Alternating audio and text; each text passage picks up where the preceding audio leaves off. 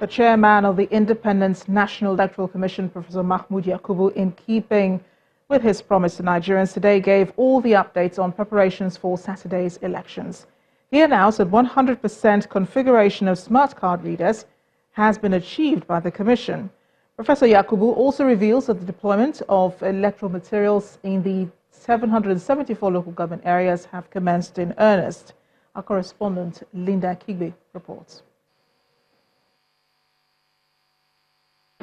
The forward deployment to the 774 local government areas nationwide.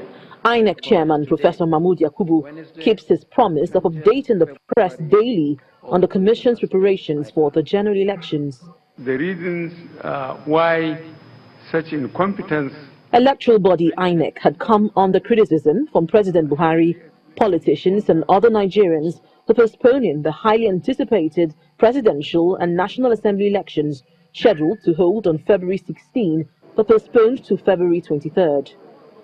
Already 10 states, Adamawa, Anambra, Benue, Ekiti, Jigawa, Katsina, Ogun, Oshun, Oyo and Taraba have commenced the movement of materials to the local governments today. Professor Yakubu addressed his fears expressed by some individuals as regards the integrity of the electoral process, as the ruling APC and opposition PDP accuse each side of attempting to undermine the elections. As a matter of a policy of the Commission, which is embedded in the technology, smart card readers work between 8 in the morning and 10 p.m. They shut down automatically. So if there is need to extend voting to another day, then obviously the card readers will have to be reconfigured. But I want to assure you that much of our IT facilities will be offline. And it's almost impossible. It's impossible to attack something that is offline. There are also concerns over the welfare and safety of corps members and ad hoc staff for the elections, after pictures showing corps members in abysmal conditions were shared on social media on Saturday. We need to take care of the comfort of the youth corps members. So arising from my interaction with the DGNYC yesterday, they are looking at how they can mobilize mattresses used by the youth corps members in camps during their period of stay in camps, so that we can move as many of these mattresses as possible to places where the youth corps members are going to stay the night, so that layover before we open the polling units on Saturday can be more comfortable for them. Nigerians are still counting the losses over cost of travel and business shutdowns incurred because of the postponement of last Saturday's elections. INEC too has incurred some costs, but according to Professor Yakubu, the extent of the cost incurred would only be known after the elections. Linda Kibe, Channels Television News. Some international observers are welcome to join in monitoring Saturday's exercise, but the federal government is warning them not to cross the line of their assignments. Minister of Foreign Affairs, Mr. Jeffrey Onyema, in an interactive session with diplomats, also defended right of the Nigerian government to administer the country without interference. Our correspondent, Kayla Megwa, has more. This briefing held at the Ministry of Foreign Affairs is to interact with the diplomatic community to clarify issues surrounding the postponement of the elections on the 16th of February 2019 and the readiness as the polls come up on the 23rd of February 2019. In the run-up to the elections, the issue of interference from foreign bodies has come up several times, and the Minister of Foreign Affairs is clearing the air on that matter. At the end of the day, we're a sovereign country, and the line shouldn't be crossed from exhorting us to and wanting us to succeed, and wanting these to be really democratic process, to dictating to us and really getting into the nitty-gritty of how we run the country, which is exclusively the responsibility of this government. I'm here. INEC, on its part, takes responsibility for the postponement, admitting that the Commission may have underestimated the job in hand, considering the timing. I must admit that we as a Commission may have somehow underestimated the realities of preparing for such an extensive nationwide deployment for the 2019 general elections. The Nigerian police and The Inspector General of Police, while speaking on the readiness of security agencies for the polls, says vote buyers, ballot box snatchers and touts will be arrested and prosecuted in accordance with the law, while accredited observers will be protected and granted unfettered access across the country. it is an electoral offense to snatch ballot box. It is an electoral offense to buy votes. It is also an electoral offense to be used as a tout to disrupt the process. If you are engaged in that, there is no any responsible security organization that will sit by and look at you. You will be arrested. INEC has said at this briefing that it will take an act of God for the elections to be postponed again this weekend. The diplomatic community expressed gratitude for the explanations and will be watching to see how things unfold in the days to come. Kayla Megba, Channels Television News.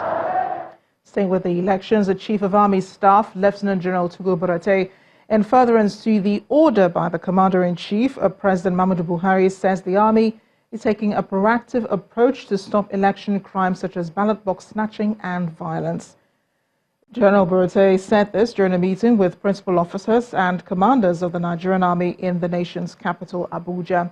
He said the commanders must deal decisively with anyone caught doing anything inimical to the success of the election. Our correspondent, Amaka Okafor, reports. Governorship candidates. Monday, 18th of February 2019, President Muhammadu Buhari ordered security operatives to deal with anyone caught snatching ballot boxes during the rescheduled elections. Anybody who decides to snatch boxes or lead thugs to disturb it, maybe that's the last lawful action he will take. I really give the military and the police to be ruthless. We are not going to be blamed that we want to rig the election. I want Nigerians to be respected.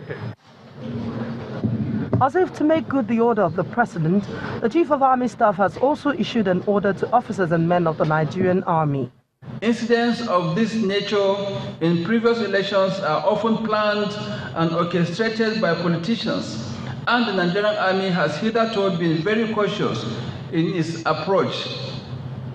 However, this time around, the Nigerian Army will adopt a proactive posture that ensures that similar incidences do not even arise. Commanders must deal decisively with any electoral crime or action that will be inimical to national security.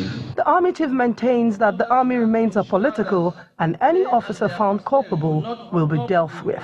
Commanders are to ensure that they and their personnel do not hobnob with politicians at any level. In this regard, there will be no military escort for any politician, and all Nigerian Army personnel are to stay clear of retired military officers, especially those who are now politicians, until after the elections. The Army Chief says their intervention will be in support of other security agencies in charge of internal security.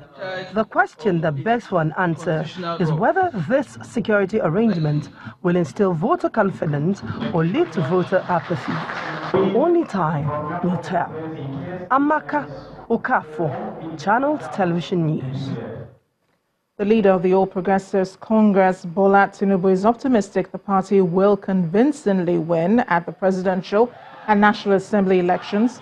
Tinubu, who was speaking at the party's stakeholders meeting in Lagos, mentioned that the People's Democratic Party is the opponent to defeat at the polls on Saturday. He called on all party faithful to be proactive in campaigning for the APC.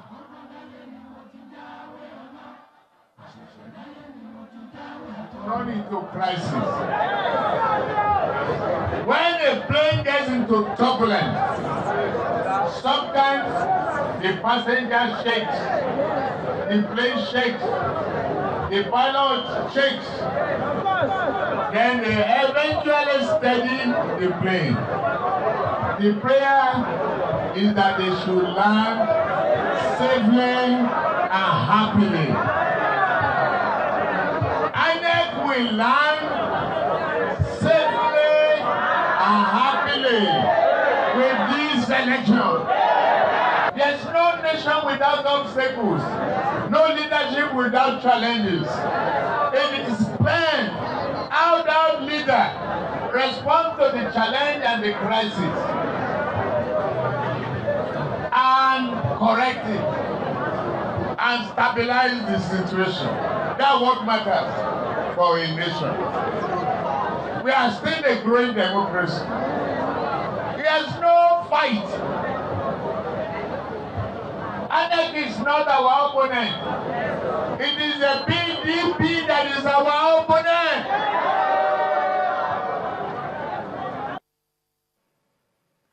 In the meantime, the candidates of the PDP, Atiku Abubakar, was in Kaduna today, where he called for votes for his party. During a town hall meeting, the national chairman of the PDP, Uche Secondus, who told PDP leaders that this is the time to vote for a man who will transform Nigeria from its present state of poverty. According to him, Atiku Abubakar, the candidate of the PDP, is presenting to you more jobs. He will open up the industries and tackle poverty squarely. He also assured people of Kaduna State, who had earlier complained of security, that his presidency will ensure that the issue of violence and clashes in the state will be squarely tackled by his administration.